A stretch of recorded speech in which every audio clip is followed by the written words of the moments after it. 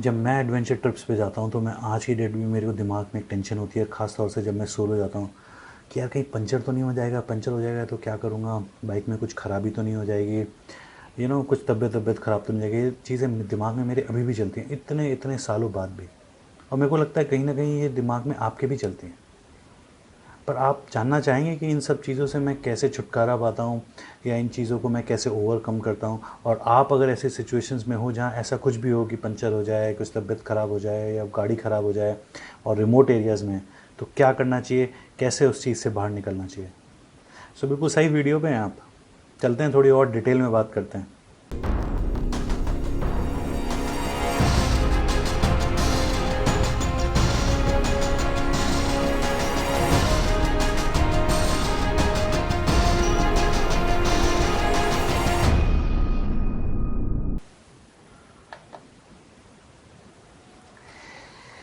ये मैं आपको क्यों दिखा रहा हूँ, बेसिकली ये मेरी एक लाइट है जो इमरजेंसी लाइट कह सकते हो, कुछ भी कह सकते हो, जो मैं कभी बहुत रिमोट एरियाज़ में जा रहा होता हूँ, जैसे चांगथांग वाली राइड में गई या सोलो जा रहा होता हूँ और मेरे को पता है कि मैं कुछ ऐसी जगहों पे जाऊँगा कि जहाँ पे मतलब बिल्कुल रिमोट है, जहाँ पे बिजली का भी ज़्यादा सीन नहीं है। सो ये वो चीज़ है जो अगर मेरे पास जगह होती है सामान में तो मैं अक्सर इसको फिट कर लेता हूँ। ख़ास बात क्या है इसमें, ख़ास बात ये नहीं कि इसमें लाइट है और ये मतलब इमरजेंसी लाइट है। ख़ास बात है ये कैसे चार्ज होती है। यस, सो बेसिकली ये एक सोलर चार्जेबल लाइट है और ये सोलर पैनल है इसका छोटा सा, जो चार्ज कर देता है इसको। और यहाँ पे आप देख सकते हो इसके ये अलग अलग मीटर है और इसके नीचे एक यूएसबी पोर्ट भी दे रखा है जिससे आप अपना फ़ोन वोन चार्ज कर सकते हो। वो मैंने कभी ट्राई नहीं करा है इसे चार्ज करते हुए, क्योंकि मेरे को नहीं पता कि इसके अंदर कितनी बैटरी होगी और कितना चार्ज करेगा। एनीवे, और बेस्ट पार्ट क्या है कि ये बड़ा छोटा सा है ना, तो अगर आपने पीछे सामान में बांध रखा है और ये चार्जेबल नहीं है तो अपने सामान के ऊपर पीछे इसको लगा के बांध लो और दिन भर जब आप बाइक चला रहे हो तो ये चार्ज कर देगा इसको। एनीवे, थोड़ी सी ये जगह ज़्यादा लेता है, तो वो आपके ऊपर है डिसाइड करने के लिए कि आप इसको ले जाना चाहेंगे या नहीं। पर मैं इस लाइट के बारे में आपको इसलिए बता रहा था क्योंकि जब ये टॉपिक जो है कि रिमोट एरियाज़ में जब कोई दिक्कतें आती हैं, तो ये भी एक दिक्कत हो सकती है कोई लाइट नहीं हो। वो बात अलग है कि आजकल मोबाइल में भी इमरजेंसी लाइट होती है, मोबाइल की लाइट भी होती है, पर मोबाइल कितनी सारी चीज़ों के लिए यूज़ हो रहा होता है। सो ऑलरेडी उसकी बैटरी, मतलब ये आपके ऊपर है, मतलब ये एक ऑप्शन है जो मैं कभी कभी लेके जाता हूँ। सो मेरे को लगा कि आपसे शेयर कर लूँ। एनीवे, आप इसे ख़रीद सकते हो अगर आप चाहें तो, अमेज़ॉन पे ये आई थिंक मिलता है, इसका लिंक मेरे डिस्क्रिप्शन पे होगा। सो अब चलते हैं अपने मेन मुद्दे पे, जो टॉपिक पे। उससे पहले एक छोटा सा इंट्रो देख लें।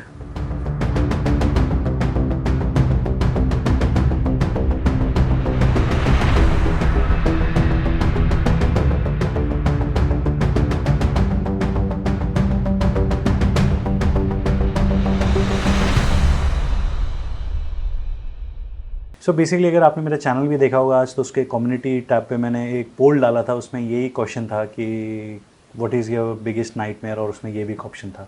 सो एक हद तक मेरे को जो आइडिया भी था कि मेरे को लगता है कि ये बहुत इंपॉर्टेंट होगा आप लोगों के लिए ये वाला ऑप्शन। और जहाँ जो सब अपने वोट्स डालें उससे भी नतीजे देख के मेरे को यही लग रहा था कि यही सबसे इम्पॉर्टेंट है। सो इसी के ऊपर मैं वीडियो भी बना रहा था। सो वंस अगेन थोड़ी ज्ञान की बातें करेंगे, थोड़ी टेक्निकल बातें करेंगे, थोड़ी मोर इन्फॉर्मेशन डिटेल में बात करेंगे, और जिससे कि वंस अगेन कि आपको दिक्कतें कम हो और दिक्कतें होने से पहले आप उस चीज़ के लिए प्रिपेयर्ड हो। सो बेसिकली ये जो वीडियो है इसको मैं 3 चीज़ों में इसमें बात करूँगा। एक हो गया आपका AMS, एक हो गया आपका पंचर, और एक हो गया कि कोई ब्रेकडाउन, गाड़ी में कोई ब्रेकडाउन और समथिंग। और AMS को आपकी हेल्थ से रिलेटेड भी उसको इसमें इंक्लूड कर दूँगा। सो 3 चीज़ें हैं, ठीक है। सो अब चलते हैं हम सबसे पहले किस पे करें, पंचर पे बात करें सबसे पहले, ठीक है, पंचर पे बात करते हैं। सो सबसे पहले हम पंचर की बात करते हैं। सो पंचर, सो मैं जब ट्रिप पे जाता हूँ तो मैं ये सोच के जाता हूँ कि भैया पंचर होगा नहीं, मतलब ये मैं पॉजिटिविटी से जाता हूँ कि पंचर होगा नहीं, टेंशन की कोई बात नहीं है। और उसके लिए मैं क्या चीज़ों का ध्यान रखता हूँ जो मेरे हाथ में है, कि एक तो आपका जो टायर का प्रेशर है वो आपका सही होना चाहिए, बहुत ज़्यादा भी नहीं होना चाहिए और बहुत कम भी नहीं होना चाहिए, ठीक है, ये बहुत इंपॉर्टेंट है। सो अपना टायर का जो प्रेशर है, आप कुछ किलोमीटर्स बाद, मतलब कि जब भी आप पेट्रोल पंप पे कहीं भरा रहे हैं 100-200, अगर आपको लग रहा है ऐसा तो एक बार चेक करा लो। या फिर एक छोटा सा मीटर्स भी आते हैं जिसमें आप ख़रीद सकते हो अमेज़ॉन से, जिससे आप खुद चेक कर सकते हो अपना एयर प्रेशर जब भी आपको चेक करना है, ठीक है। उसके बाद मैं तो अपनी बाइक में TPMS भी लगाता हूँ, वो आप मेरी राइड वीडियोस में देख सकते हो, उसके बारे में मैंने बताया था, टायर प्रेशर मॉनिटरिंग सिस्टम, जिसमें आप सेंसर्स होते हैं, वो मैं आपको ऑलरेडी बता चुका हूँ। बाकी आप अपना जो टायर्स हैं उसकी कंडीशन सही होनी चाहिए, बिल्कुल घिसे हुए टायर नहीं होने चाहिए बिल्कुल, क्योंकि उसमें चांसेस ज़्यादा होते हैं पंचर के। ठीक है, अब एक और बात आती है पंचर की। पंचर क्या है कि जितनी ऐसी जगह है ना जहाँ पे आपको लगता है कि यार यहाँ कोई टेंशन नहीं है, कि यहाँ तो बहुत दुकानें हैं, बहुत रास्ते में कोई भीड़ भाड़ है, सो बेसिकली पंचर के चांसेस भी वहीं सबसे ज़्यादा होते हैं। क्योंकि पंचर कैसे होगा, कोई कील घुस जाएगी, कोई कुछ सो वो जहाँ भीड़ वाला इलाका है, जहाँ काफ़ी ट्रैफिक है, वहीं पे चांसेस हैं कि कोई ने कील रोड पे फेंक रखी है और समथिंग अभी पॉजिटिव ये है कि अगर पंचर हो गया तो आपको हेल्प आसानी से मिल जाएगी, या आप कहीं थोड़े से आइसोलेटेड पे हो तो ट्रैफिक इतना है, आप कहीं भी लिफ्ट मिल जाएगी, आपको किसी की लिफ्ट ले लो पर वही अगर आप रिमोट एरियाज़ में हो तो वहाँ पे क्या होता है कि मतलब दूर दूर हैं, और ज़रूरी नहीं है जो छोटा मोटा कस्बा भी आएगा वहाँ पे कोई पंचर की दुकान भी होगी। और क्या है कि शायद कोई लिफ्ट लेने के लिए आपको काफ़ी घंटों खड़ा रहना पड़े कि कोई ऐसी कोई गाड़ी आए या कुछ आए जो आपको लिफ्ट दे सके। सो ये प्लस माइनस है कि ख़राब रास्ते हैं चांसेस कम है, पर अच्छे रास्ते हैं, भीड़ भाड़ वाले रास्ते हैं, पर चांसेस हाई हैं। सो एक चीज़ का आप ध्यान रखें कि जैसे कि जब आप रिमोट एरियाज़ में हैं, मतलब ये इंपॉर्टेंट पॉइंट है कि जैसे आप मानो कि आप यहाँ से मनाली तक चले गए, मनाली के बाद आपको पता है मेरे को रोहतांग जाना है, रोहतांग के बाद आपके कोकसर है, फिर टांडी है, फिर किलोंग है। किलोंग में आपको पूरा मिल जाएगा पंचर वंचर का, टांडी में मिल सकता है। सो जब आप मनाली से निकल रहे हो, जब भी आप ऐसी लोकेशन से निकल रहे हो कि जहाँ पे आपको पता है कि अब आगे जो है वो थोड़ा रिमोट एरिया है, काफ़ी डिस्टेंस ऐसा ही है, वहाँ पे आप क्या कर सकते हो कि अपना टायर प्रॉपर्ली चेक कर लो एक बार, कहीं कील वील तो नहीं घुसी हुई। कभी कभी क्या होता है कि कील पहले से घुसी हुई होती है, पर वो धीरे धीरे धीरे धीरे चलते चलते चलते वो एक टाइम बाद इतनी अंदर चली जाती है कि वो लेटर ऑन पंचर कर देती है। रिमोट एरियाज़ में चांसेस कम है नीडल की, पर ऐसा भी हो सकता है कि आपके टायर में नीडल पहले से ही घुसी हुई हो, पर उसने पंचर नहीं करा हो, पर चलते चलते चलते और ख़राब रास्तों में घुसते घुसते वो आपको पंचर कर दे। सो आप अपना टायर एक बार चेक कर लें, जब आप रिमोट एरियाज़ में जाने वाले हैं उससे पहले एक बार टायर प्रॉपर देख लें, अपना हवा का प्रेशर चेक कर लें। सो that is a good habit, क्योंकि आप काफ़ी हद तक ध्यान रख सकते हैं पंचर होने से पहले। तो चलो मानो पंचर हो गया आपके उसमें, ठीक है। एक होता है लिक्विड, जैसे मेरे पास एक लिक्विड है, काफ़ी पुराना ये पड़ा हुआ है, ये मैंने करोल बाग से ख़रीदा था बहुत पहले, पर यूज़ नहीं किया था। आई थिंक 2 बॉटल ले ली थी, एक ही यूज़ हुआ था। सो बेसिकली ये क्या लिक्विड होता है, ये आपके अगर ट्यूबलेस टायर वाला है कि जब आप अपना टायर बदल रहे होते हो तो ये लिक्विड पूरा ट्यूब के अंदर टायर के अंदर डाल देते हैं। सो बेसिकली एक स्लाइम टाइप होता है, थिक लिक्विड टाइप होता है, और वो क्या होता है कि छोटे मोटे जो पंचर होते रहते हैं ना, तो लिक्विड उस होल में से घुस के उस पंचर को सील कर देता है, तो आसानी से पंचर होते नहीं हैं। ऐसे ही मैंने नेट पे पढ़ा था कि ऐसे ही ट्यूब के टायर का भी स्लाइम आता है कि जो आपके ट्यूब के अंदर घुस जाता है।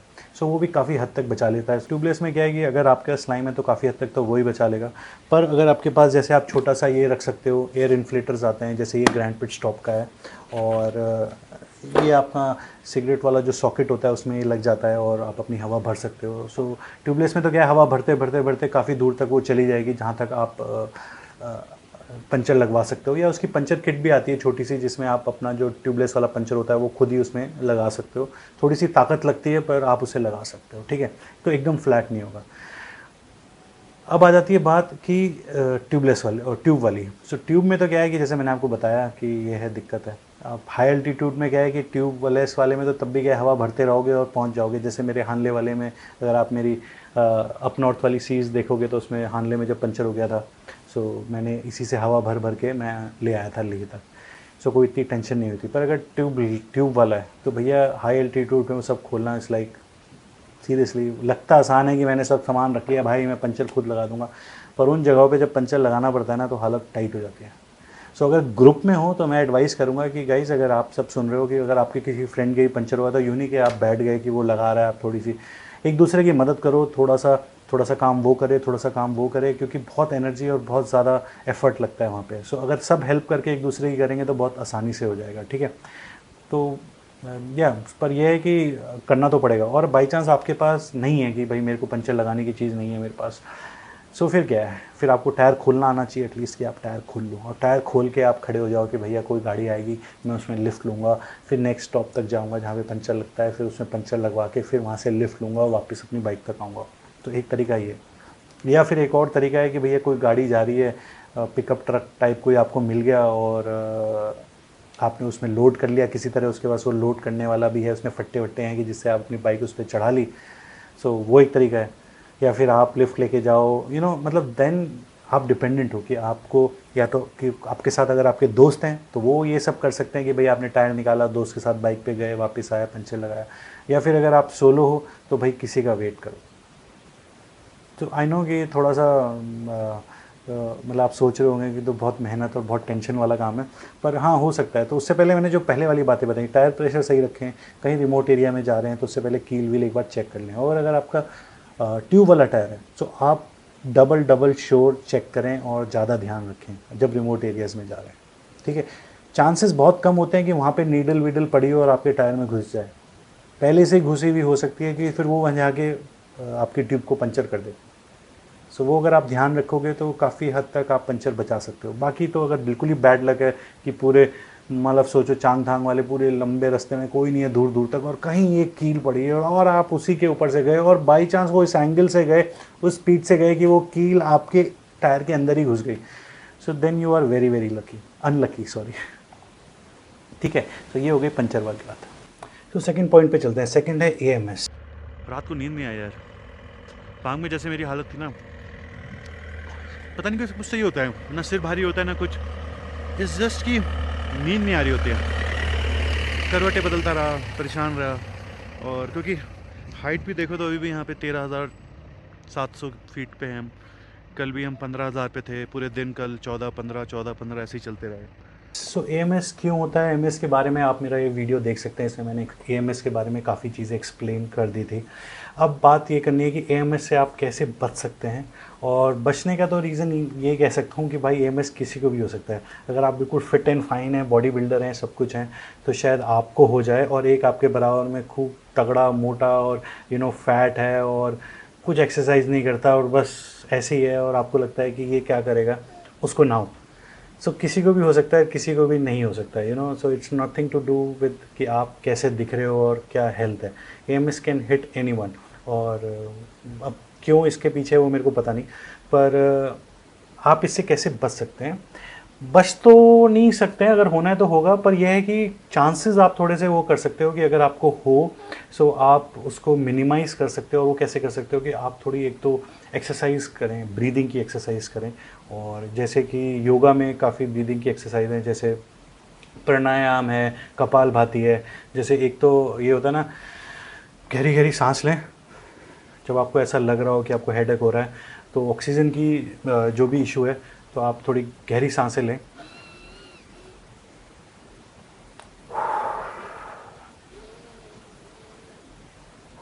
तो बेसिकली जो आपकी छाती है, जो आपके लंग्स हैं, वो पूरे एक्सपैंड हो रहे हैं और आप पूरे उसके अंदर हवा भर रहे हो और फिर उसको रिलीज़ कर रहे हो। सो आपका जो ये लंग्स हैं पूरी अच्छी तरीके से काम कर रहे हैं। सो ये जो ब्रीदिंग की एक्सरसाइज है। दूसरी, अगर आपने देखा होगा कि अपने स्वामी रामदेव जी वो काफ़ी बताते हैं, एक हो गया आपका प्राणायाम, कि जिसमें आप एक तरफ से वो कैसे करते हैं, एक तरफ से सांस लेते हैं,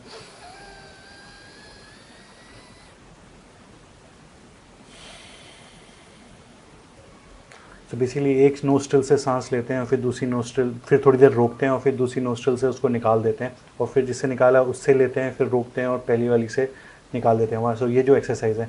और तीसरा है कि जो आप अपने पेट को यहाँ पे लेके जो आप अपने सांस का एक स्ट्रोक लेते हैं,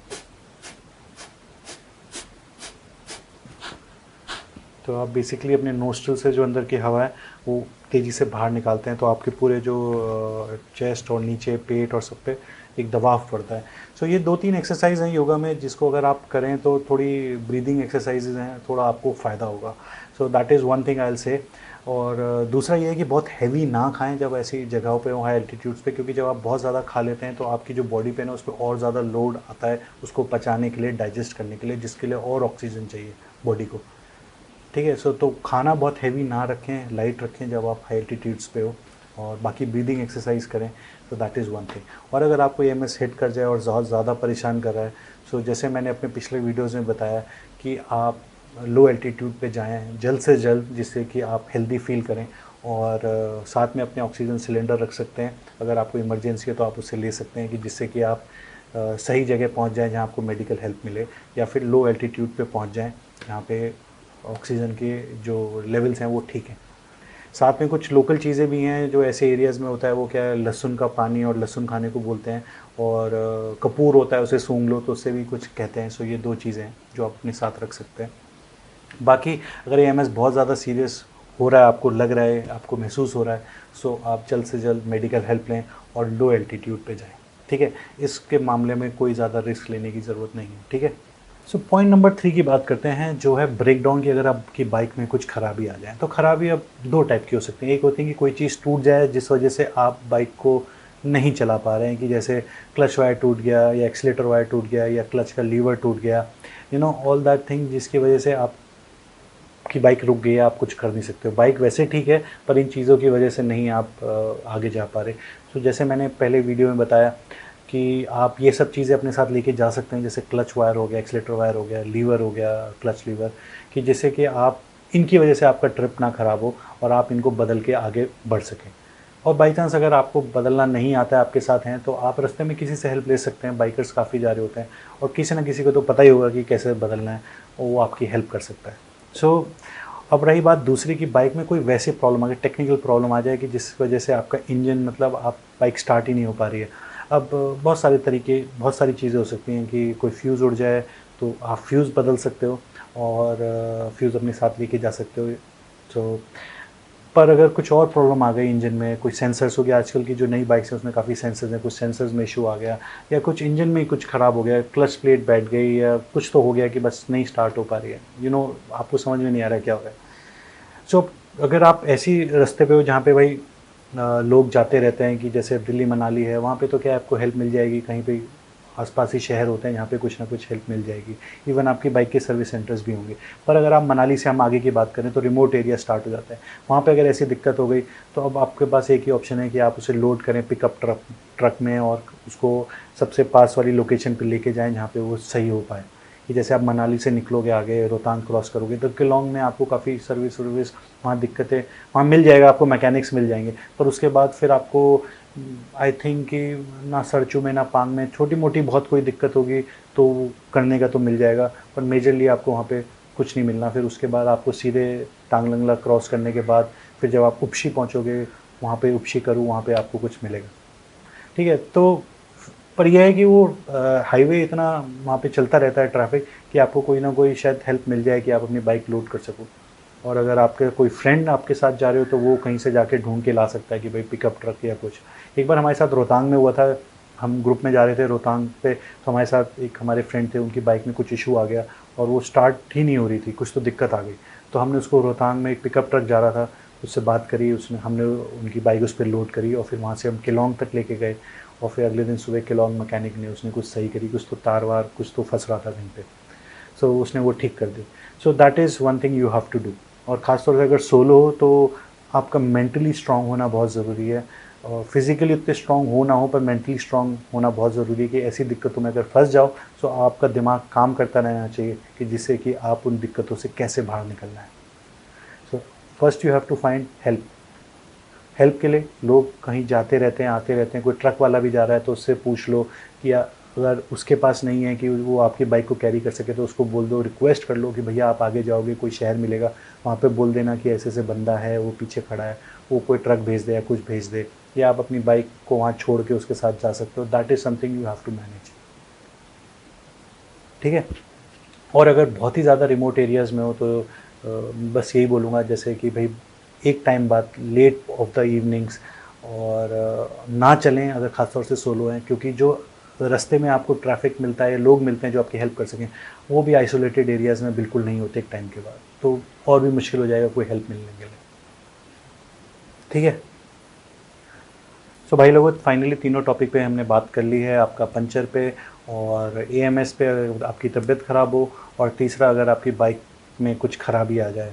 सो तीनों में मैंने बोला कि हिम्मत ना हारें। आई नो कि थोड़ा मुश्किल हो सकता है, और ख़ास तौर से अगर आप अकेले हों तो मुश्किलें और बढ़ सकती हैं, पर स्टिल बहुत सारे तरीके हैं, जैसे मैंने आपको बताया कि उन चीज़ों से आप बाहर कैसे निकल सकते हैं, ठीक है। सो इन सब पॉइंट्स को थोड़ा सा ध्यान से सुनिएगा, और अगर आपने पूरे नहीं सुने हैं तो ध्यान से पूरा सुनिएगा, क्योंकि जो चीज़ें मैं आपको बता रहा हूँ वो काफ़ी इम्पॉर्टेंट है, ठीक है। दुनिया क्या कर रही है उस पर कभी मत जाइए, आपको क्या करना है, आप कहाँ पे हो, आप क्या कर सकते हो, वो इम्पोर्टेंट है। दुनिया तो पता नहीं क्या क्या कर रही है, ये आपकी लाइफ है, ठीक है। सो अगर आपको वीडियो अच्छा लगा हो तो प्लीज़ शेयर ज़रूर करिएगा, जिससे कि जितने ज़्यादा लोग हों उनको इस बारे में पता चल सके, उनकी हेल्प हो सके। और अगर उनके अंदर कोई डर है इस चीज़ को लेके, तो वो कहीं ना कहीं तक मैं शायद थोड़ा इस वीडियो के माध्यम से उनका कम कर सकूं, और या उनकी भी हेल्प हो सके। So till next video, do whatever you want to do guys, have fun, enjoy, bye bye.